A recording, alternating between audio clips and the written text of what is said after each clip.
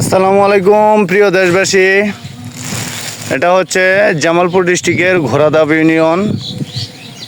তো আমাদের এলাকায় আসলে গত এক রাত একদিনের বৃষ্টিতে কিন্তু এলাকায় এরকম বন্যা চলে আসছে। দেখতে পাচ্ছেন সকল ফসলাদি ক্ষেতের উপরে কিন্তু পানি উঠে গেছে।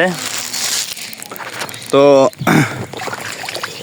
এরকম বন্যায় কিন্তু এই যে সাদা পানির মতন দেখতে পাচ্ছেন, এগুলো কিন্তু সব ধানের জমি। সব ধান তলিয়ে গেছে বন্যার পানিতে, মানে বৃষ্টির পানিতে। বন্যা আসলে বন্যার মতো করে পানিগুলো আসে নাই, পানি আসছে বৃষ্টি হয়েছিল। তো বৃষ্টি হওয়ার কারণে এরকম পানি হয়ে গেছে। এই যে সাদা অংশগুলো দেখছেন পানির, এগুলোর নিচে কিন্তু শত শত বিঘা ধানের জমি আসলে নষ্ট হয়ে গেল। তো এই পানি যদি বেশি দিন লাস্টিং করে তো এই ধানের জমিগুলো ধানগুলো আসলে নষ্ট হয়ে যাবে। এই যে দেখতে পাচ্ছেন পানের বরস পর্যন্ত কিন্তু পানি উঠে গেছে। তো সকলে একটু দোয়া করবেন যেন আমাদের এলাকার আসলে পানিগুলো কমে যায়, যেন ফসলগুলো রক্ষা পায়। এই দেখতে পাচ্ছেন এটা একটা বেগুন টাল, তো পানির নিচে তলিয়ে গেছে। তো আসলে মানে হুট করে এরকম একদিনের বৃষ্টিতেই কিন্তু এই অবস্থাটা হয়েছে, একদিনের বৃষ্টিতে অনলি। তো এই বৃষ্টির পানিতে কিন্তু শত শত বিঘা ধানের জমি নষ্ট হয়ে যাচ্ছে অনেকের। এই যে আমার সাইডে যে বাড়িগুলো দেখতে পাচ্ছেন, এই বাড়িগুলোর উঠান পর্যন্ত কিন্তু পানি উঠে গেছে, এবং কি আমাদের এলাকা পুরোপুরি পানিবন্দি হয়ে আছে।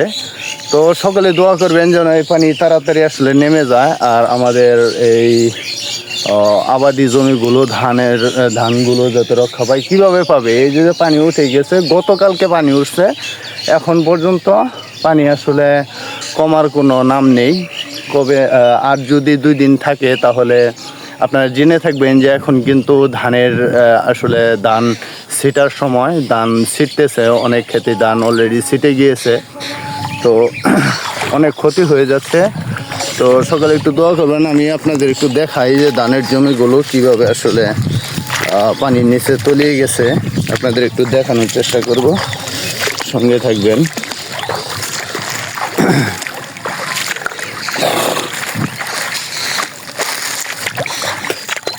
মানে অনেক ক্ষতি হয়ে যাচ্ছে, কি হবে আসলে বুঝতে পারতেছি না। এই পানি আদৌ কি কমবে কিনা তাও বুঝতে পারি না যে কি হবে। আপনাদের একটু দেখাই,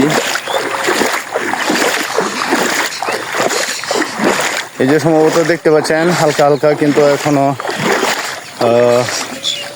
এগুলো কিন্তু ধান একটু একটু মানে যে জাগনা রয়েছে, যে এই ক্ষেত্রে ধানগুলো কিন্তু আসলে ছিটে গিয়েছিল।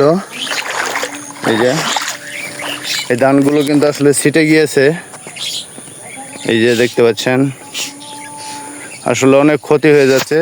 তো সকলেই এই জামালপুর ডিস্ট্রিক্টের 7 নং ঘোড়াধাপ ইউনিয়ন এই জায়গাটার জন্য দোয়া করবেন যেন পানি তাড়াতাড়ি নেমে যায়। তো সকলে ভালো থাকবেন, আল্লাহ হাফেজ।